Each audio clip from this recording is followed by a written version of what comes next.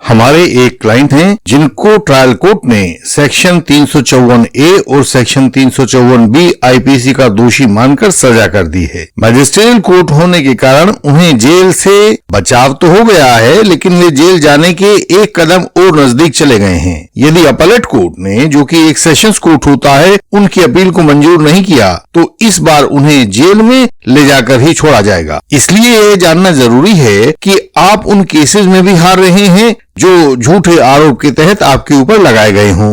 एक हारने वाले क्लाइंट ने बताया कि उन्होंने सत्यमेव जयते का सहारा लिया और सब बातें जस की तस कोर्ट के सामने रख दी। दुर्भाग्यवश जिन्हें वो सच बातें कह रहे थे उनका कोई भी सबूत उनके पास नहीं था। कानून एक बहुत पेचीदा तकनीक है जिसमें Indian penal code, code of criminal procedure, Indian evidence act, इनकी बहुत गहरी जानकारी होनी जरूरी है। इन सभी आधारभूत कानूनों के अलावा उन विशिष्ट कानूनों की जानकारी होनी भी जरूरी है जो उस केस में आपके ऊपर लगा दिए गए हों, जैसे पोक्सो एक्ट या SC/ST एक्ट। पहला चरण जिसमें आरंभिक तैयारी होती है, हमने यह देखा है कि लगभग 60-70% केसेस में हार का कारण आरंभिक तैयारी की कमी होता है। जो बिल्कुल शुरू में हो जाना चाहिए वह कभी भी नहीं किया जाता। पहला है सेक्शन 207 CRPC। अयोग्य सारथी के रथ में बैठकर जब कोर्ट की रणभूमि में जाएंगे तो रास्ता तो भटकेंगे ही। हारने वालों में 70% लोगों की फाइल में पूरे कागजात नहीं होते हैं। सेक्शन 207 CRPC में मिलने वाले पांचों डॉक्यूमेंट्स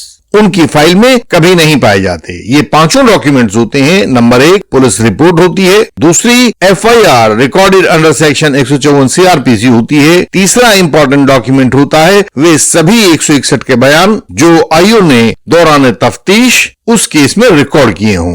चौथा डॉक्यूमेंट होता है सेक्शन 164 में मजिस्ट्रेट साहब के द्वारा रिकॉर्ड की गई स्टेटमेंट, और पांचवा डॉक्यूमेंट होता है 173(5) में मजिस्ट्रेट ने जिन डॉक्यूमेंट्स को पहले से पुलिस से प्राप्त कर लिया हो वे वाले डॉक्यूमेंट्स। ये सभी दस्तावेज आपके बचाव के 5 आधारभूत दस्तावेज होते हैं। अनेक बार अपनी अनुभवहीनता के कारण वकील साहब ने एप्लीकेशन अंडर 207 CRPC नहीं लगाई और इसका खमियाजा आपको भुगतना पड़ा। आपकी फाइल अधूरी रह गई। आपने भी कभी फाइल इंस्पेक्शन करके अपनी फाइल और कोर्ट की फाइल का मिलान नहीं किया। आपको कभी पता ही नहीं चल पाया कि ऐसे कौन कौन से डॉक्यूमेंट्स हैं जो आपके पास नहीं है लेकिन कोर्ट में लगे हुए हैं, प्रोसिक्यूशन के पास हैं। जिस दिन एविडेंस होगा उस दिन वो आपके खिलाफ पढ़े जाएंगे। ऐसा भी होता है कि जो डॉक्यूमेंट्स आपको 207 CRPC के तहत दिए जाते हैं वे धुंधले होते हैं, ना पढ़े जा सकने वाले होते हैं और कटी हुई फोटोस्टेट या आड़ी तिरछी फोटोस्टेट वाले होते हैं। इलेक्ट्रॉनिक एविडेंस जैसे photos, audios, videos, CDR, mobile extraction report आदि की क्लोन कॉपी मिलनी चाहिए, लेकिन वो ना तो आप लेते हैं ना आपके वकील साहब कहते हैं कि हमें क्लोन कॉपी दी जानी चाहिए, और वो क्लोन कॉपी आपको कभी हासिल नहीं हो पाती है। आमतौर से जो हमारे ट्रायल कोर्ट्स का हाल है उसमें यहाँ के जुडिशियल ऑफिसर्स अपने आप तो अपनी कानूनी ड्यूटी पर ध्यान नहीं देते, और जब आप अपनी एप्लीकेशन लगाते हैं तो उसमें भी वो आपके सामने रुकावट डालने की कोशिश करते हैं। तो ऐसे में आपको सुप्रीम कोर्ट या हाई कोर्ट की एक उचित नजीर लगानी चाहिए। लेकिन यदि आपके वकील साहब वह नजीर आपको नहीं देंगे तो आप कैसे लगा पाएंगे? तो वह सुप्रीम कोर्ट या हाई कोर्ट की नजीर भी नहीं लगाई जाती। होता क्या है कि ट्रायल कोर्ट्स आपकी एप्लीकेशन 207 CRPC को खारिज कर देते हैं। अब जब आपके पास प्रोसिक्यूशन रिकॉर्ड की कॉपी ही नहीं होगी तो आप उसकी काट कैसे कर पाएंगे? यही हाल दूसरा सेक्शन 91 CRPC का होता है। लगभग 30% मामलों में उचित डिफेंस डॉक्यूमेंट्स नहीं होते हैं, जैसे आपका CDR विद लोकेशन, आपका attendance register, hotel reception register. ये सारे के सारे डॉक्यूमेंट्स कोर्ट फाइल पर उपलब्ध नहीं होते हैं। इनको लेने के लिए आपको एप्लीकेशन अंडर सेक्शन 91 CRPC को लगाना पड़ता है। ये उसी के द्वारा हासिल होते हैं। कोर्ट्स आसानी से इन ऑर्डर्स को नहीं करके देते हैं। इसके लिए जद्दोजहद करनी होती है। सुप्रीम कोर्ट और हाई कोर्ट की अथॉरिटीज को लगाना होता है। लेकिन ये एप्लीकेशन ना तो सही तरीके से लिखी जाती हैं, ना अथॉरिटीज साथ में होती है, ना ही आर्ग्यू हो पाती हैं। आप खुद को बचा सकने वाले कागजात को पाने से वंचित हो जाते हो। आप कोर्ट के जानकार नहीं हो सकते क्योंकि आपकी जानकारी ज्यादा से ज्यादा कुछ YouTube वीडियोस को देखकर या ऐसे ही 2-4 तारीखों को भुगतकर आपकी जानकारी पैदा होती है। वह एक एक्सपर्ट लॉयर के बराबर नहीं हो सकती। एक अन्य क्रम में प्रारंभिक शुरुआत में हम देखने में पाते हैं कि आप लोग रेगुलर ऑर्डर शीट्स को नहीं पढ़ते हैं। 90% लोग कभी जान ही नहीं पाते हैं कि कोर्ट की मानसिक हालत क्या है, वह आरोपी से क्या चाहती है, अगली डेट पर क्या होना चाहिए। इसका कारण है कि नियमित ऑर्डर शीट्स को कभी लिया नहीं जाता है। आपके चूकने का यह एक बड़ा कारण है। आपके और कोर्ट के बीच में एक कम्युनिकेशन गैप पैदा हो जाता है। हारने के कारणों में दूसरा चरण आपके प्रोसिक्यूशन विटनेसेस का आता है। उनका क्रॉस एग्जामिनेशन जो होता है वो दूसरे चरण की आपकी विफलता के कारणों में से है। यह सभी 100% मामलों की सच्चाई है। यदि आपका क्रॉस ठीक हो जाएगा और वह बिगड़ेगा नहीं तो आपको कोई नहीं हरा सकता। जो लोग हारते हैं वे अपने डिफेक्टिव क्रॉस एग्जामिनेशन के कारण हारते हैं। हर एक हारने वाले केस में कुछ चीजें नहीं होती। पहली बात, जरूरी तथ्यात्मक कागजात नहीं होते।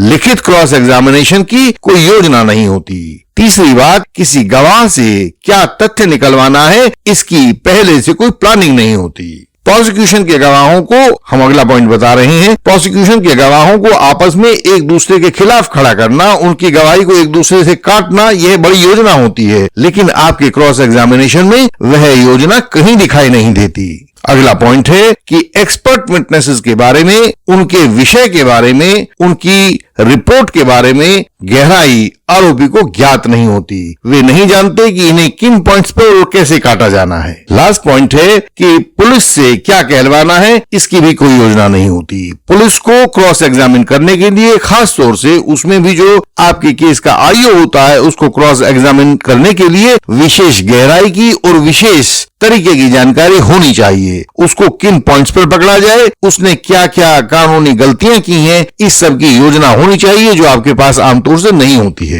हमने पिछले 40 सालों में एक भी ऐसा मामला नहीं देखा है जहां बिना क्रॉस एग्जामिनेशन के खराब हुए कोई व्यक्ति दोषी सिद्ध हुआ हो। क्रॉस खराब होगा तो ही आप हारोगे। अच्छे और प्रोडक्टिव क्रॉस होने से आपका कोई कुछ नहीं बिगाड़ सकता है। क्रॉस वह द्वार है जिसके दूसरी ओर सफलता आपसे गले मिलती है। क्रॉस एग्जामिनेशन भी अलग अलग प्रोसिक्यूशन विटनेस के लिए अलग अलग होता है। उसकी तकनीकें भी अलग होती हैं। ऐसे कुछ प्रकार के क्रॉस एग्जामिनेशंस की, उनकी गवाहों की लिस्ट और उनके लिंक हम यहाँ डिस्क्रिप्शन में दे रहे हैं। आप उनको नीचे देखकर बहुत सारे क्रॉस एग्जामिनेशन के भेद सीख सकेंगे। किन गवाहों से आपको क्वेरीज पूछनी चाहिए, किन्हें सजेशन दिया जाना चाहिए, किन से यस और नो वाले क्रॉस एग्जामिनेशन के सवाल पूछे जाने चाहिए, सजेशन कैसे और किस भाषा में दिया जाना चाहिए, ये सब बातें आपके क्रॉस एग्जामिनेशन के मूलभूत हिस्से होते हैं और इनमें आपको सिद्धांत प्रगाढ़ता होनी चाहिए। लेकिन जितने भी केसेस सजा वाले केसेस होते हैं उनमें ये सब वांछित क्रॉस एग्जामिनेशन नहीं हो पाते हैं और अंततोगत्वा आपको नुकसान भुगतना पड़ता है, सजा के रूप में मिलता है। और यह बात यही नहीं रुकती है। क्रॉस अच्छा ना होने के दो भयंकर दुष्परिणाम होते हैं। पहला दुष्परिणाम होता है कि आपकी डिफेंस खराब हो जाती है। केस का पूरा भार प्रोसिक्यूशन एविडेंस पर टिका होता है। प्रोसिक्यूशन एविडेंस पुलिस जमा करती है और कोर्ट्स में यह बात बहुत तस्दीकशुदा मानी जाती है कि पुलिस इसको छानबीन करके लाई है। इसलिए यदि आप प्रोसिक्यूशन एविडेंस को तोड़ने में असफल हो गए तो आपकी शामत आ जाती है। कोर्ट्स को लगता है कि पुलिस वाला जो बंडल बनाकर लाया है वह सही है और आपने गुनाह किया हुआ है। कहने को तो साबित होने से पहले तक आपको बेगुनाह माना जाना चाहिए, लेकिन ये किताबों में ही माना जाता है। असलियत में तो हर कोई आरोपी के ऊपर चढ़ दौड़ने को तैयार रहता है। तमाम किताबी बातों के बावजूद डिफेंस एविडेंस को जज लोग बहुत कम महत्व देते हैं। आपने खुद भी देखा होगा। सब जानते हैं कि कहीं से घड़वाकर यह डिफेंस एविडेंस को यहाँ ले आया है। अब इन उपरोक्त कारणों के प्रोसिक्यूशन एविडेंस में भी हम कुछ कर नहीं पाते हैं। डिफेंस एविडेंस भी बेकार हो जाता है। उसको भी हम कहां से लाएंगे? तो कोई जज चाहकर भी आपको बचा नहीं पाता है। मुश्किल हो जाती है आपकी। दूसरा परिणाम आपकी खराब तैयारी का यह होता है, बिगड़े हुए क्रॉस एग्जामिनेशन का यह होता है कि आपके पास करने को फाइनल आर्गुमेंट्स होते ही नहीं है, फाइनल आर्गुमेंट्स खराब हो जाते हैं। इतनी सारी खराब बातें जब इकट्ठी होती हैं तो कोर्ट के सामने कहने के लिए अब बचता ही क्या है। फेलियर ऑफ प्रोसिक्यूशन आप कह नहीं सकते, डिफेंस एविडेंस का मसाला कुछ था नहीं, तो जज से आरोपी की बेगुनाही की बाबत क्या कहा जा सकता है, और यदि कुछ कहोगे भी तो उस बेसिर पैर की बात को सुनेगा कौन, वह किसको सच्चाई दिखा पाएगी। तो आपका पूरा ट्रायल उसका तो समझिए भट्टा बैठ गया है। यही हार की कहानी है, एक चीज बिगड़ती है, उससे दूसरी बिगड़ती है, दूसरी से तीसरी और चौथी, सब कुछ क्रमशः बिगड़ता चला जाता है। और इस बिगाड़ का मुख्य सूत्रधार कौन होता है? वह आरोपी स्वयं होता है। कोई भी व्यक्ति तब तक नहीं हार सकता जब तक कि वह स्वयं इसके बीज ना बोए। कठिन समय की शुरुआत में आप तलाश करते हो एक सस्ते एडवोकेट की। जब आपका जीवन, प्रतिष्ठा, सफलता दांव पर लगी हो, तब आप योग्य की अपेक्षा सस्ता एडवोकेट एंगेज करके एक गलत चुनाव करते हो। आपका ध्यान एडवोकेट की योग्यता पर होना चाहिए। इस न्याय की रणभूमि में एडवोकेट आपके सारथी होते हैं, उनके बिना सफलता संभव नहीं है। अर्जुन को अर्जुन बना पाने वाले उनके सारथी कृष्ण थे। योग्य एडवोकेट अपनी फीस तो लेंगे, लेकिन वो आपको वहां से मुक्त भी करवा कर लाएंगे। चुनाव का अधिकार आपका है, आप किसको चुनते हो, सस्ते को या योग्य को। और यदि एडवोकेट योग्य हैं, तो उनकी असली कीमत आपको चुकानी तो होगी ही। सस्ते हैं तो उनकी भी आपको ही चुकानी होगी, लेकिन वह कीमत आपको अपनी हार के रूप में चुकानी होगी। अपील, हायर अपील, SLP और ना जाने क्या क्या, सस्ते एडवोकेट के चक्कर में सारी जिंदगी आपकी खराब हो जाती है।